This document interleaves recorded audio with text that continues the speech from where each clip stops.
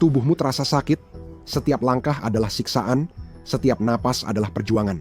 Tersandung sedikit saja bisa membuat tulangmu hancur. Selamat datang di rumah barumu, dunia yang diciptakan untuk menghancurkanmu, dan semuanya akan menjadi lebih buruk.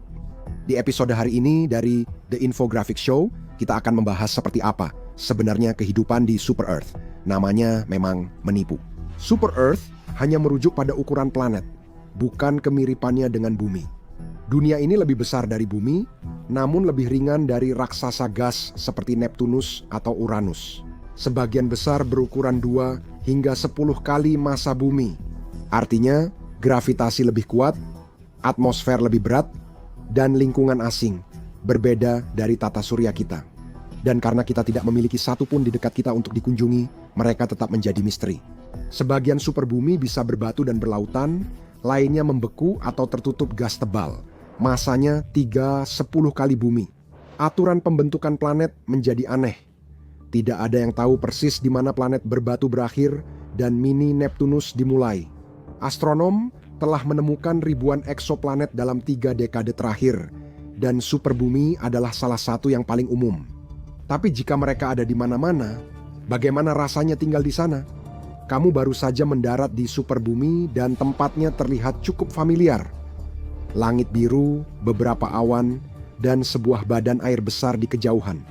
Tapi saat kamu melangkah, rasanya seperti membawa ransel tak terlihat berisi batu bata. Gravitasi kini jadi musuh terbesarmu. Gravitasi planet ditentukan oleh massa dan ukurannya. Dunia bermassa 2 kali bumi dengan radius sama akan membuat berat badanmu 2 kali lipat. Sedangkan dunia bermassa bumi dengan ukuran 2 kali lipat akan membuat berat badanmu setengahnya. Kita asumsikan superbumi yang akan dijelajahi massa dan ukurannya bertambah sebanding. Saat mulai berjalan, otot dan tulang langsung merasakan beban tambahan.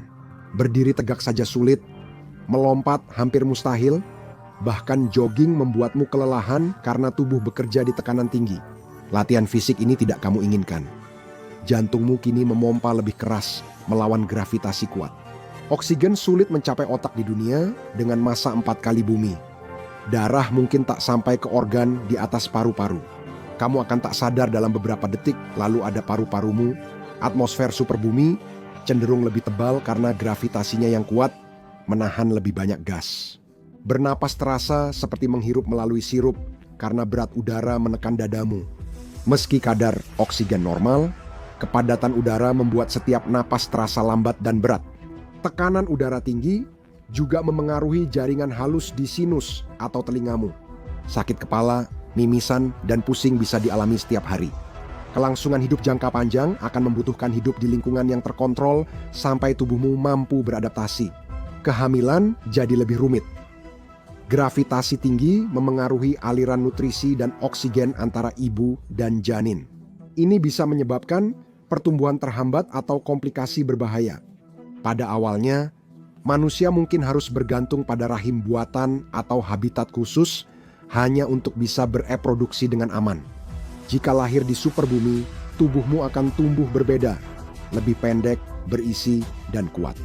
Mengunjungi bumi membuatmu merasa seperti pahlawan super, bisa melompat tinggi, bergerak cepat, dan mengangkat benda berat dengan mudah. Semakin besar massa planet, makin ekstrim kondisinya. Di planet dengan gravitasi 5 kali bumi, kamu mungkin tak bisa berdiri. Dengan gravitasi 10 kali lipat, tulang dan kerangka kita akan hancur. Jadi apakah kita hanya bisa bertahan di sini dengan bantuan? Jika manusia tinggal di superbumi, kita butuh teknologi untuk mensimulasikan gravitasi seperti bumi di habitat. Exosuit bertenaga sangat penting. Prototipe awal di bumi kini sudah bisa melipat gandakan kekuatan manusia. Namun di planet dengan gravitasi tinggi, ini bukan hanya alat, tapi penopang hidup. Bangunan perlu berubah. Gedung pencakar langit akan runtuh karena beratnya sendiri. Kota-kota akan dibangun rendah dan lebar, menempel ke tanah seperti bunker yang diperkuat. Dinding dan balok penyangga sebaiknya diperkuat material ultra padat seperti komposit karbon atau paduan logam dengan megastruktur kubah sebagai desain utama. Transportasi akan diubah total, penerbangan nyaris mustahil. Atmosfer tebal dan gravitasi tinggi membuat segala sesuatu yang terbang membutuhkan lebih banyak usaha. Kendaraan dengan dorongan setingkat roket akan menjadi mesin yang pendek dan kekar dengan traksi berat dan sistem suspensi yang kokoh. Dengan tarikan planet yang besar, berjalan di kota saja sangat melelahkan. Ruang kerja akan memakai exosuit bertenaga atau teknologi pengurang gravitasi untuk membantu pekerja bergerak efisien.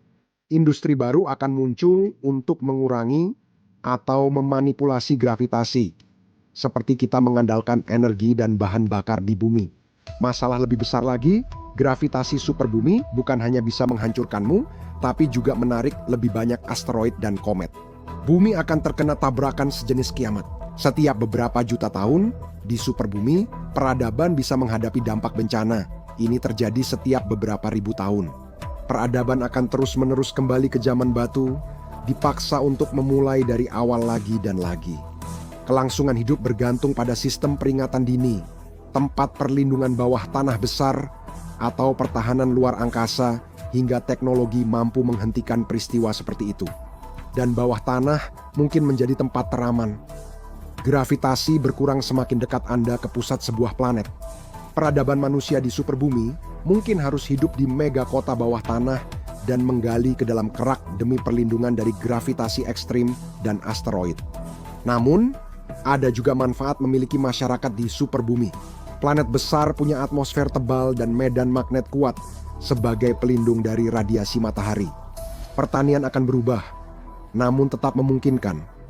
Tanaman bisa tumbuh lebih pendek dan kokoh dengan batang dan akar padat. Manusia mungkin akan bergantung pada tanaman hasil rekayasa genetika dan pertanian hidroponik bawah tanah, di mana kondisi dapat dikendalikan dengan lebih mudah. Panas internal planet ini juga bisa bertahan lebih lama dan menghasilkan pembangkit listrik tenaga panas bumi. Energi angin dan surya bisa terhambat oleh atmosfer padat, namun panas bumi dan nuklir akan maju.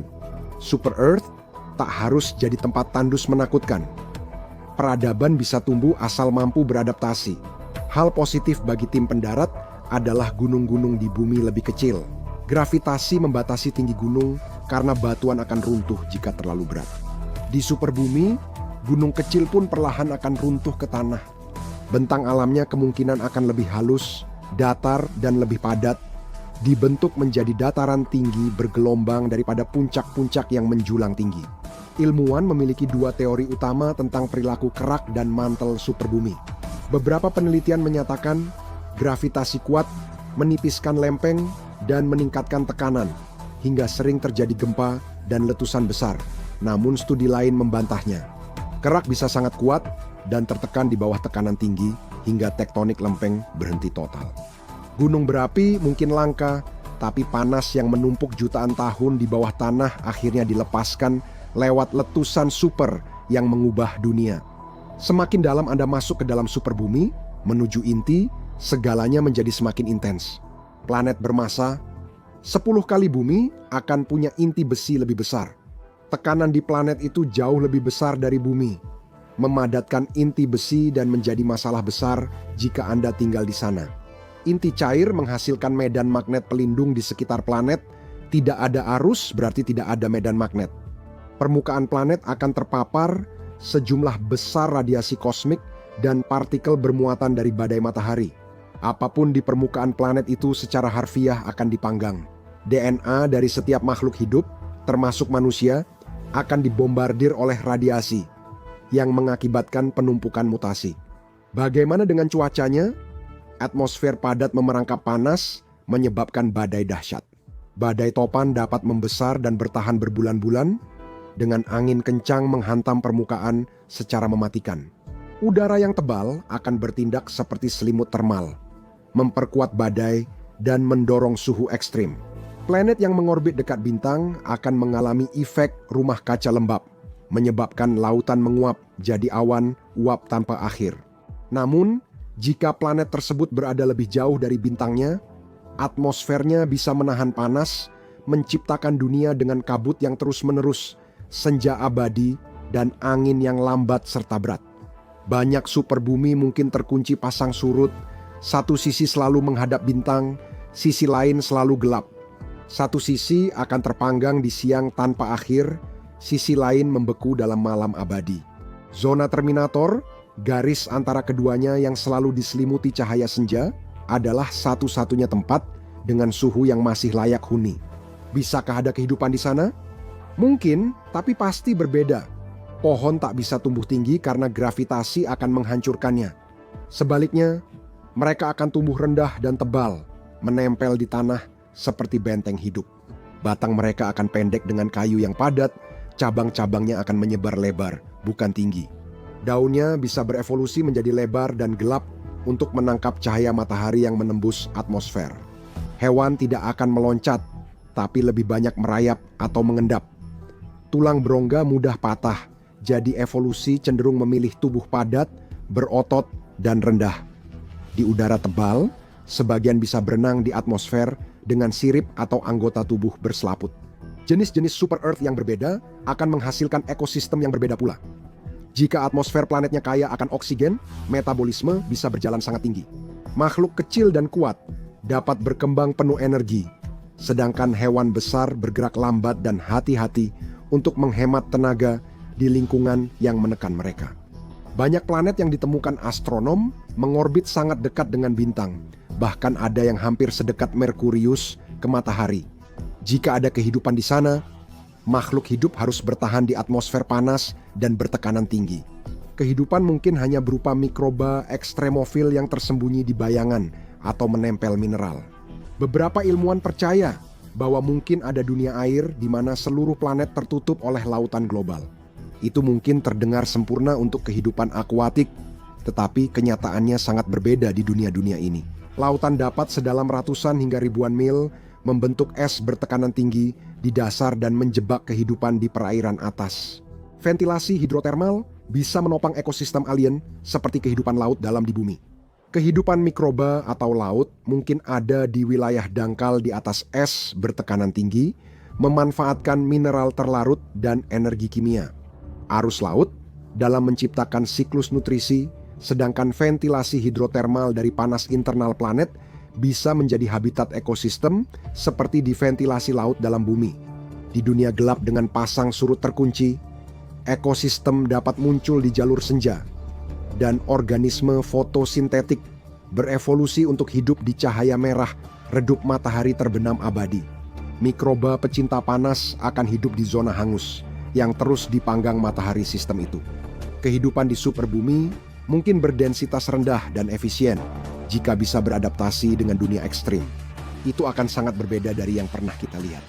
Itu akan benar-benar asing dalam segala arti kata, dibentuk oleh gravitasi, tekanan, dan sebuah planet yang unik dengan caranya sendiri. Jadi, bisakah manusia benar-benar bertahan hidup di planet seperti ini? Jika manusia hidup di dunia seperti itu selama beberapa generasi, evolusi akan mengubah spesies kita. Otot jadi struktur tubuh pertama yang berubah, orang-orang akan punya kaki kuat, otot inti padat, dan leher tebal agar kepala tetap tegak. Dalam beberapa generasi, manusia bisa berevolusi atau direkayasa menjadi lebih pendek dan kekar guna mengurangi tekanan gravitasi pada tubuh. Di planet dengan gravitasi 2 kali lipat dari bumi, rata-rata manusia mungkin hanya setinggi sekitar 1 hingga 1,5 meter saja. Tulang juga perlu dipadatkan dan diperkuat. Astronot kehilangan 1-2% massa tulang per bulan di luar angkasa karena mikrogravitasi.